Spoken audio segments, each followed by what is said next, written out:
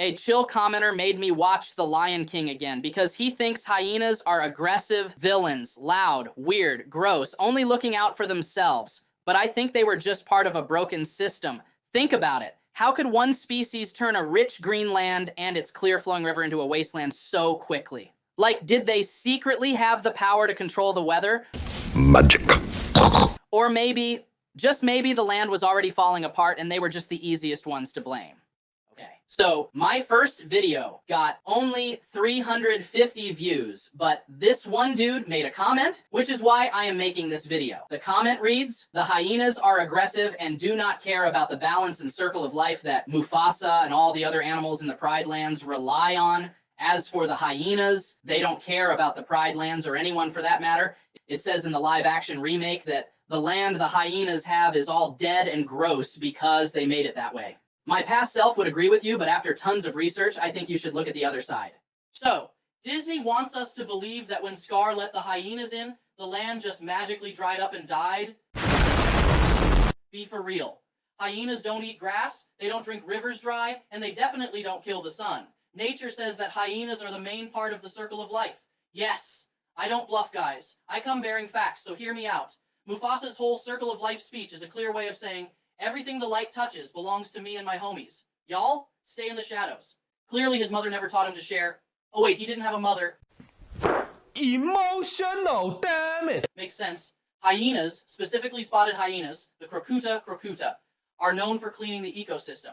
Let me teach you how the food chain works, because clearly Mufasa didn't do it. Okay. So, at the top, we have lions, the over-glorified house cats who eat up to 7 kilograms of meat per day. And then, like spoiled brats, they leave half of it behind, wasting perfectly good meat. At the last comes the hyenas, the real MVPs of the ecosystem. Hyenas eat around 4 kilograms of meat per day. That's a lot less than a lion eats. Unlike what Disney told you, other than scavenging, they eat the leftovers that lions rudely abandon, preventing diseases from spreading and keeping the savannah clean.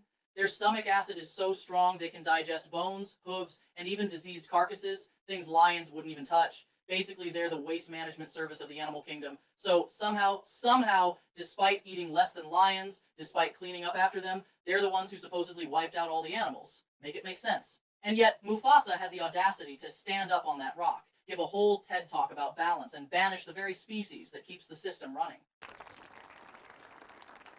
What are they trying to say? That hyenas are responsible for climate change now. Wow! The movie production team needs to do their homework. Someone needs to step up and present their sources of information. Where's the scientific backing for this catastrophic hyena-fueled environmental collapse? Are we really buying into the idea that the hyena's presence alone can drain the life force out of the entire ecosystem? What? That's not how ecosystems work, my friends. I think the real issue was Mufasa and his lion monarchy controlling all the food because he didn't want to share his food. But there's more. The other reason Mufasa had banished them from his land is because he was afraid of them. Hyenas and lions are known to be mortal enemies. And this rivalry, it's Mufasa's fault. Yeah, you heard me right. Mufasa was hoarding everything and pushing the hyenas into a corner. Mufasa's circle of life indirectly says, they've made their land this way. But no, my guy, Mufasa made their land that way. He pushed them into the less resourceful corners of the kingdom, keeping them oppressed, keeping them from thriving. See, hyenas are known to be smart, strategic, and straight-up powerful hunters. They hunt in coordinated packs, using teamwork and brains to take down prey. And guess what? Sometimes they even out-hunt lions. What? Yeah, they're that good.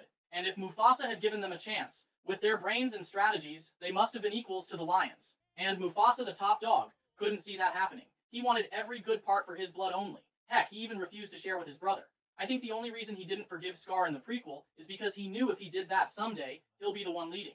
If he is such a great king, why couldn't he bring himself to forgive him? Greatness does not lie in Davy Jones's voice. It's by being kind and forgiving someone when they are guilty. Mufasa built this system. The hyenas are products of his flawed system. He controlled who got what, and it was always the lions. Let's be real. Scar's manipulation of the hyenas isn't the issue here. It's what Mufasa never gave them. Equality, cooperation, opportunity. What if Mufasa had extended a hand of cooperation instead of exclusion? What if Mufasa had extended hands of cooperation towards Scar and let him be the advisor? The guy clearly had clever brains. And you know what? What the movie misses is that the hyena's loyalty to Scar is not a product of some evil nature. It's a result of their marginalization, of a system that failed them, that left them with no choice but to fight for a seat at the table. And that's why we get this mortal enemy thing between lions and hyenas. It was created by Mufasa's inability to see the hyenas as anything more than competition for his throne. So yeah, I don't think Mufasa was the Golden King everyone hyped him up to be. He painted hyenas as villains, and made sure of a structure where his kind could thrive only. But I'm always open to other opinions that may present themselves. Let us know what you think.